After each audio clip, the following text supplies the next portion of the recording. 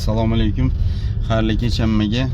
Mana shu hozirgi kundagi eng dolzarb muammolardan bittasi yoshlik paytidan 35-40 yoshdan boshlab prostatit va prostata adenomasi kasalligining ko'payishi, buning natijasida erkaklik kuchining kamayishi, oilada har xil janjallarning ko'payishiga sabab bo'lib turgan kasallik to'g'risida aytmoqchiman. Oldinlari ota-bobolarimiz eshak, ot minganlar.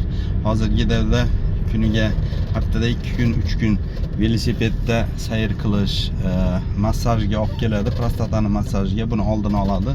Ikkinchi yoshlarga murojaatim, mana shu har xil fohish narsalarni internet orqali ko'p ko'rish, ayniqsa uylanmasdan turib ko'rish, mana shu erkaklik kuchining kamayishiga olib keladi va uylangandan keyin zaif erkaklik zaifliklariga sabab bo'lyapti. O'sha narsalarni e'tiborga olib qo'yishlaringizni so'rayman. Bu narsalarni albatta chorasini ko'rish kerak bo'ladi. Sog' salomat bo'linglar, e'tiborlar uchun rahmat.